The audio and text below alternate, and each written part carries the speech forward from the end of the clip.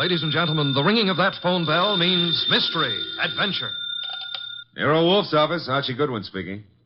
You want Mr. Wolf to what? Mr. Wolf will do nothing of the sort, Archie. Mr. Wolf is thirsty. Hold on for a moment. The bottle opener's in the left-hand drawer of your desk. Thank you, Archie. Mr. Wolf, I've got a man named Denby on the phone. He wants you to umpire a card game. Man is insane. He's offering a fee. The answer is no. I know nothing of card games, nor do I wish to learn. Okay. Well, the answer's no, Mr. Denby. Sure, I'll ask him again. After he finishes the beer he's working on. Goodbye. People appall me. The fantasies they indulge in. Bah, what on earth made that maniac think I might consent to preside at a card game? Well, seems he expects one of the players to be death.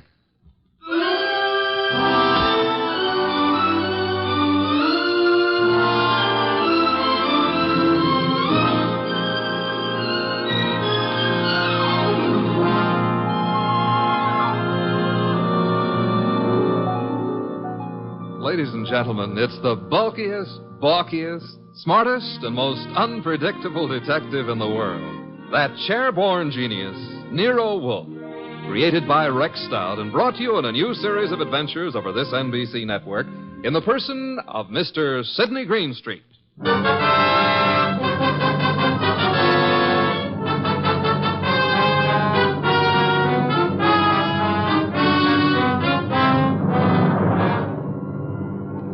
Wolf would not attend, but the card game went on anyway. At the home of a Mr. Stephen Denby. Jean? Yes? LaCosta? Mr. Piper? I think we're ready to begin, eh? I'm ready. Yes, Jean. You always are. How I like that remark, I'll have to decide later on. Yeah, please do. LaCosta? It's all right with me. And Mr. Piper? I brought a deck. No, as host, I shall supply the cards. Before we play, I examine them, yes? Of course. Here you are. Chuck? Yeah, Mr. Denby? You will remain outside the door until called. No one is to enter this room under any circumstances. Got it. LaCosta? The cards look all right. Thank you. Now then, shall we make things absolutely clear? You mean, should you make a speech? I don't mind. But make it short, huh? I shall. The four of us seated at this table are joint owners of the Candy Club, a rather successful institution devoted to the sale of food, liquor, entertainment... And the gambling. And games of chance. For some time now, we have all resented sharing the profits. Some of us have attempted to buy out the others. Denby, you needn't babble on. No one wants to sell. We know that. True, Mr. Piper. Which is the reason for this little game of cards. One hand shall be dealt to each of us. A hand at poker. Whoever wins gets the club. The others retire as gracefully as they can. Agreed? That's why we're here. Agreed. Very well. The cards are shuffled. I'll place them in the center of the table. LaCosta, would you like to... I cut. Good. If nobody minds, I'll cut them, too. After Mr. LaCosta. Nobody minds. Happy now, Mr. Piper?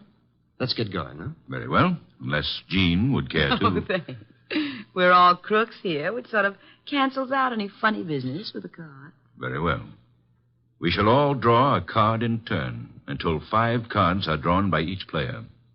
Shall we start, Jean? Sure. LaCosta? Okay. Mr. Piper? Yes, of course. And myself. We just keep going in rotation. This is fun. Fun? No. There's too much money which rides on these cards. That's what makes it fun. Would you mind keeping quiet? I'm nervous. We all are, one way or another. I think we all have our 5 cards now. We all got them. Very well, then. In the same order that the cards were dealt. Jean? A pair of 3s. LaCosta? Nothing. Mr. Piper? Kings. 2. The lights! Piper. Well, what?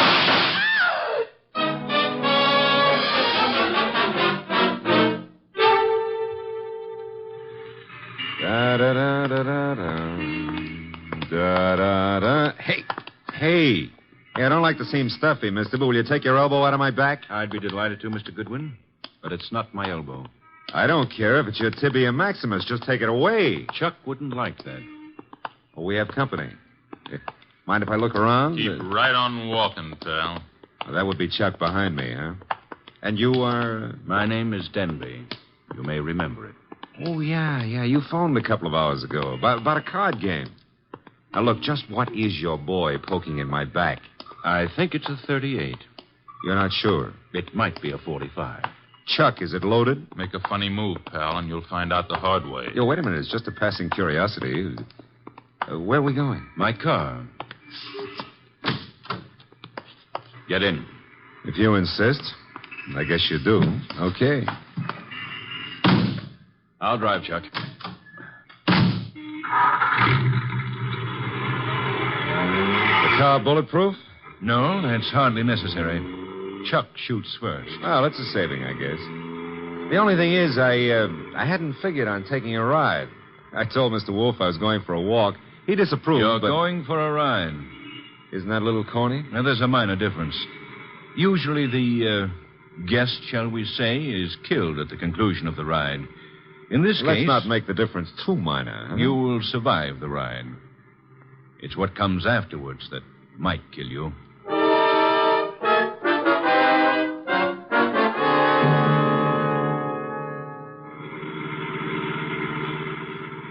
You see, Mr. Goodwin, my friends and I have a little mystery to solve. You want me to solve it? No. We want Mr. Wolf to solve it. In order to do so, he must leave his house and come to mine. He has to in order to find the solution quickly. Why? Neither my friends nor myself have any desire to improve our acquaintance with the police. Therefore, we want the mystery solved before the police are even called in. Hence our need for Mr. Wolf. Hence our detaining you. Detaining is a pretty word in the circumstances. Now, this is my home, Mr. Goodwin.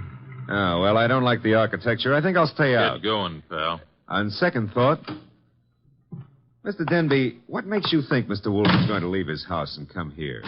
You. Unless he does so, he will lose you. Forever. The door, Chuck. Okay.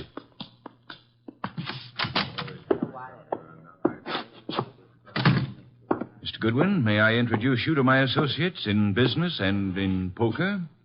To your right, Mr. Locasto, a charming but impulsive fellow. Hello. He's only the stooge. Where's the fat fellow? In time, Locasto. The lovely lady whose back is to you is Jean. Jean something or other. She's always changing her name. Hello. Hello. And the gentleman facing you is Mr. Piper. How do you do? Is he exclusive or just...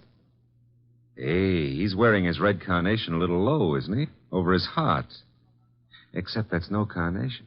That, Mr. Goodwin, is blood. Lifeblood.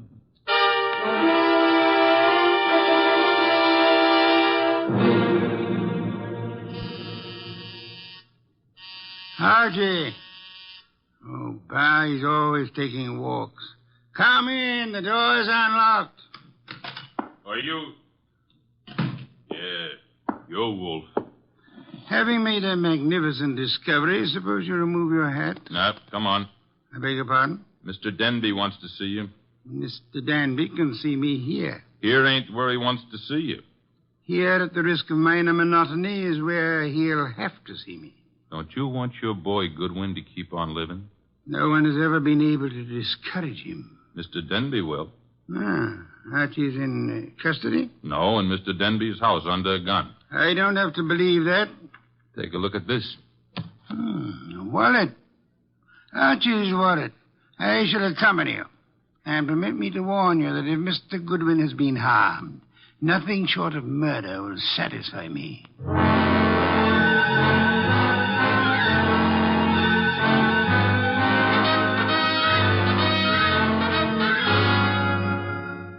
It's getting late. Wolf isn't here yet. Maybe he doesn't worry about you, Goodwin. Well, he could have been delayed. Maybe an orchid needed a pollen transfusion or something. Besides, only the good die young. Then you must be very, very good, Archie. That remark I didn't care for. We sit here and wait for the fat one, but in the meanwhile, the police... The police will come when we notify them. But they will not like the delay we make to notify them. I say we waste time. I say the fat one will not risk coming. You say entirely too much. Is that so? Maybe I kill you myself. Picasso, put that gun away. Yes, darling Archie should have a chance to live. Not long if Wolf doesn't come. Stop looking so pleased. Are you afraid to die, Archie? Yeah, well, I'm not looking forward to it. It's so final. Besides, I didn't eat a hearty dinner, and... Oh, the Marines have landed. Who is it? Chuck, with Nero Wolf. Let him in. Shut the door, Chuck. Stay outside. Archie? Hello, Mr. Wolf. Oh, am I glad to see you. I regret I cannot say the same thing. But I asked you, why couldn't you stay at home instead of taking those confounded walks? I warned you it'd be dangerous. Yeah, but Mr. Wolf, it wasn't the fresh air that got me. It was Denby. Mr. Wolf, I knew you wouldn't come here without some sort of pressure. I thought the method I used would be most effective. Would you really have killed Archie if I hadn't come? I would have had no choice. I would have been stuck with a witness to an unsolved murder. Suppose I cannot solve it. I should be forced to apply the same logic to two witnesses. Mm-hmm. Mr. Wolf, you really came here to save my life, huh? Nonsense. I came here for a fee, Mr. Denby. I have a check for $1,000 already made out. Clear it up. You forget. I left my home. I traveled unprotected through the streets of this city, exposed to motor accidents, to fresh air, too. You offer me $1,000. Will $2,500 do? Barely. Archie, will you take the check? Now, I presume you want me to find who killed the gentleman at the table, the one facing me, huh? His name is Mr. Piper. The name is no importance. Will you all sit at the table in the same position you were at the time of the shooting? Of course. Jean? Picasso? Good. Now for a look at the wound. The lights, I should imagine, went out for a while when the shooting occurred. They went out. Yes. Of the three of you at the table, which one had the best motive for the murder? We all have the same motive. The club. Helpful. There was no one else in the room at the time? No one. The door? Locked, with Chuck on guard outside of it. So much for that. The windows, I notice, are closed. They were closed when the murder took place? They were closed. The window panes are all unbroken, which eliminates the possibility of the shot being fired from outside of them, unless one of them was raised and lowered. That wouldn't have been possible. The windows are secured by catches. Archie, will you check that? Okay, Mr. Wolf. I shall for the moment assume that the windows are neither lying nor untrustworthy. Does anyone remember anything unusual occurring at the time of the shooting? Well, someone whispered Piper just before the shot. Indeed. You all heard that whisper? We heard it. Man's voice or woman? Well, I can't say. A whisper doesn't reveal much of anything. The windows weren't open, Mr. Wolf. Which leads to... The fact that it had to be one of us in this room. But which one, Mr. Wolf? The murder weapon. Ah, yes. Has it been moved? Nobody touched it. It's laying on the floor where it was dropped. Interesting. If you look closely, you would observe two oil spots staining the rug between the revolver and the lady's chair, indicating... who sat at the right of Mr. Piper? I did. Why? Mr. Denby. Yes? If I were you, I would turn Mr. Lecasto over to the police. You are a liar. I warned you about that gun, Picasso. Was it necessary to shoot Mr. Lecasto? In the arm, yes. He was reaching for a gun. He'll live, however, till the police take him away. What do I tell them? You could point out the angle of the wound. As you notice, Mr. Denby, the bullet entered Mr. Piper's heart from the right. Yes, so it did. Therefore, whoever sat to his right, well, that was Lecasto. Archie, you have the check? I haven't. We may as well leave. Mr. Wolf, you're sure Lecasto shot Piper? I have indicated the evidence. The rest will be up to the jury. Come, Archie. Uh-huh. Jean, Yes, Archie. now that my life expectancy has increased, what are you doing tomorrow night? Archie? I gotta scram. Lancaster 7583. I'll be ringing your bell. Oh, Mr. Denby, you better do something about Lucasto's arm or he won't live to be executed. You see, the executioner likes them warm before he chills them.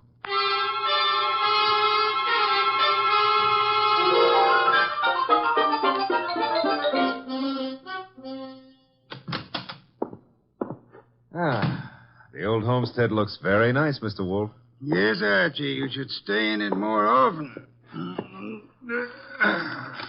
Yeah, but you never get to meet babes like Jean that way. You never get kidnapped either. Nor would I have had to leave my home in order to rescue you. Well, you earned a nice fee, fast. Indeed? You seem doubtful about it. Positive, Archie. I know. I have not as yet earned my fee. Huh? You mean Denby might not turn Lucasto over to the cops? Of course he will. The trouble is, you see, Lucasto did not murder Piper. No? He just thought a bullet in the heart might be good for Piper's rheumatism, huh? As it happens, Piper suffered from asthma. That's beside the point. Fine. Mr. Wolf, I'm going to take it for granted that you know who did kill Piper. I'm also going to take it for granted that you won't tell me until you're ready. But why turn Lucasto over to the police? 2 reasons, Archie. First, I had no proof against the real killer. Secondly, we had to supply a scapegoat in order to be permitted to leave the Danby home. You were unarmed, helpless. Go ahead, rub it in. Nonsense. It was an interesting problem. I enjoyed it. It was, huh? Well, to me, it's still in the present tenses. Which reminds me, as old Dr. Tidmouse said, there's always a future tense. And in that future tense, Jean. No, Archie. Oh, Mr. Wolf, stop. That girl's got a love for blood that appeals to the ghoul in me. Besides, did you notice what she does to her dress? Archie, I was merely about to say that I have no objections to your dallying with the girl. Oh, I don't believe it. My ears need overhauling. I objected only to the future tense. Why not call her now? Yeah, well, I won't pretend I understand this sudden enthusiasm on your part about my love life. Probably there's some foul, scheming motive at the bottom of it. But who am I to look a gift horse in the mouth? Now, let's see. Her number was, Lancaster 7583, of course.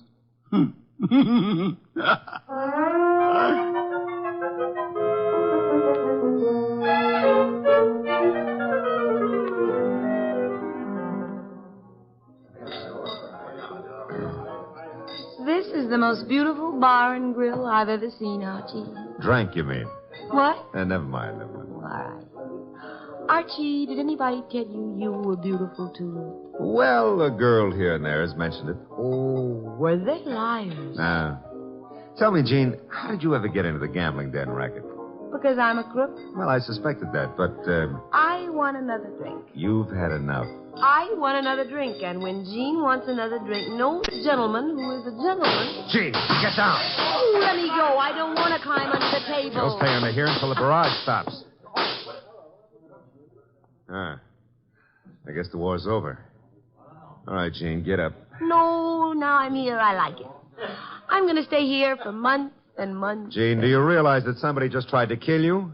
And I thought you had such a nice, honest face. No, not me. Somebody out in the street. I don't know why, but Mr. Wolf will. Come on, pull yourself together and let's go see him. The nice fat man? All right, I like him. You do? Why? Because he'd make such a big corpse. Is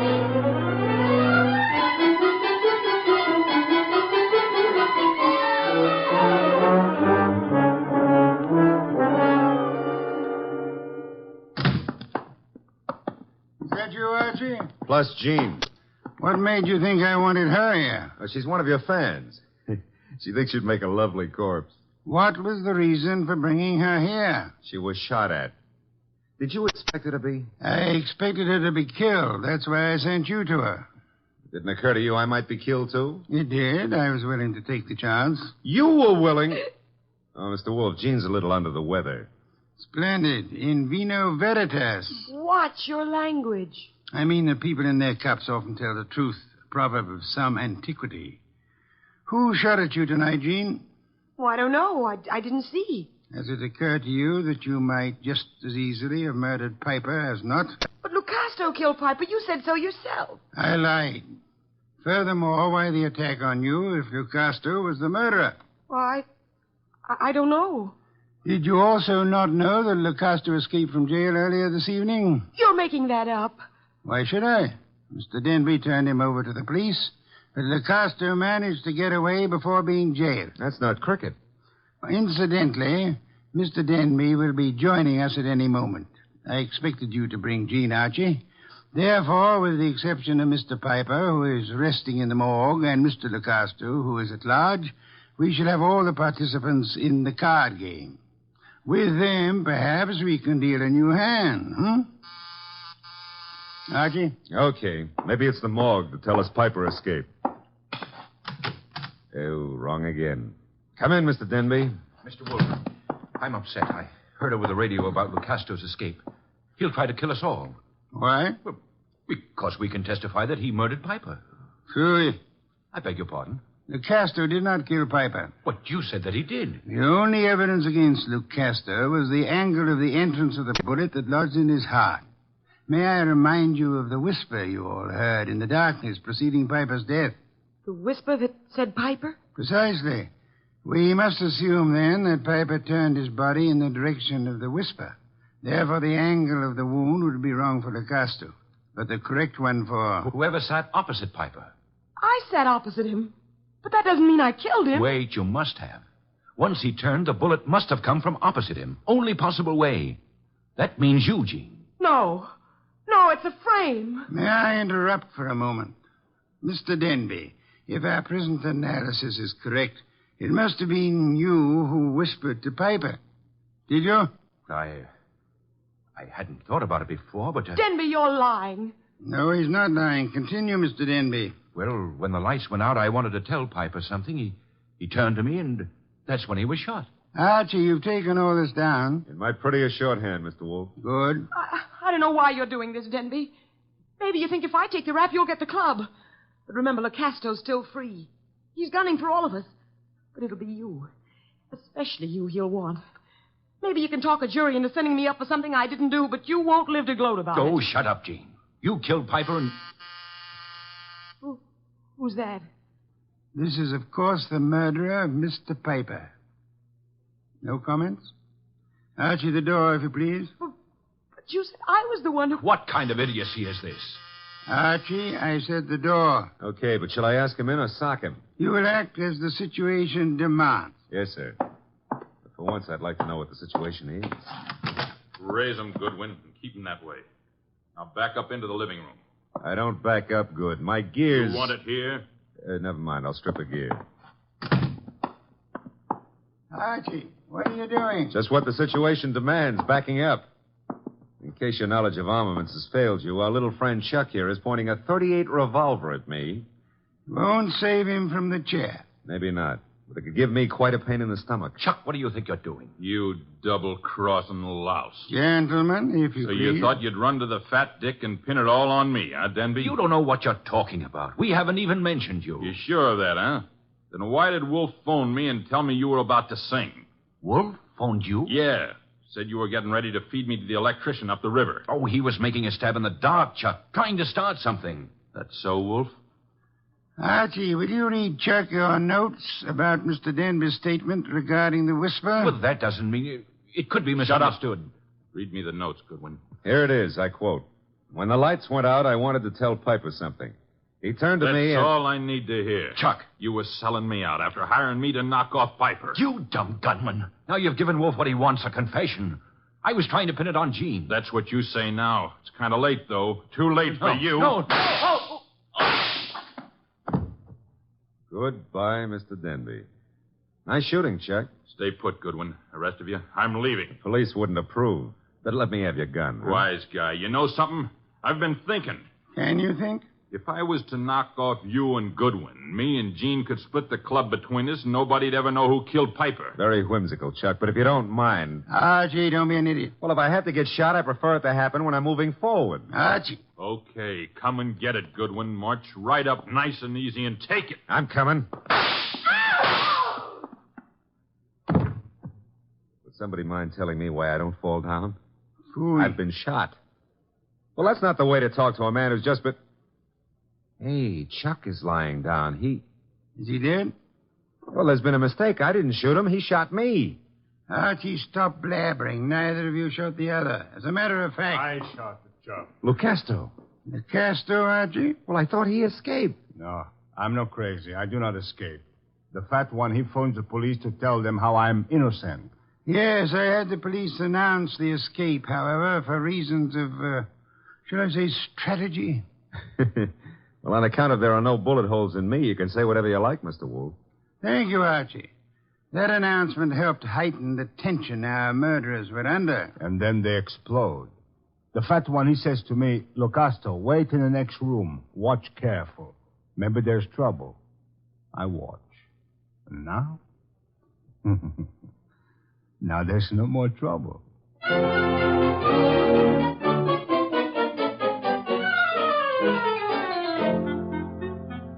Well, place looks a lot tidier now with all those bodies removed, huh? Indeed.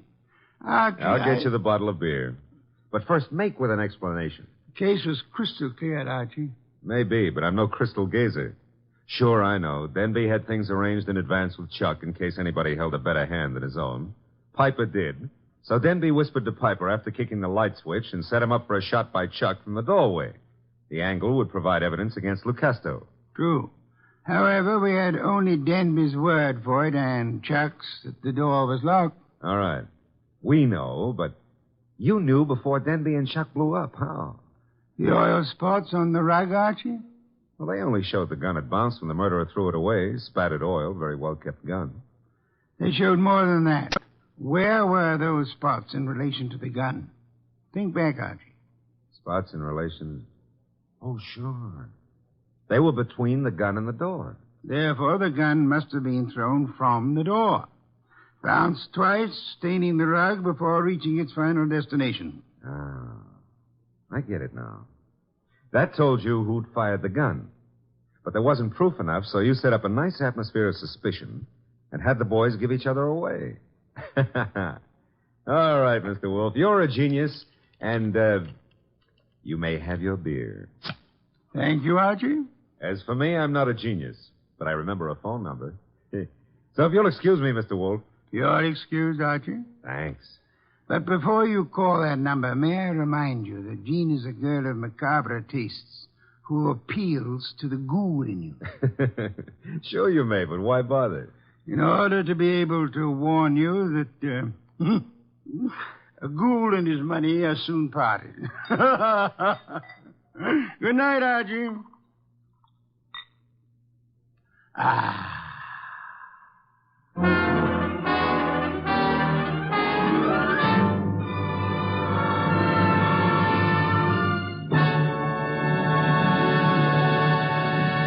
You have been listening to The New Adventures of Nero Wolfe, starring Sidney Greenstreet.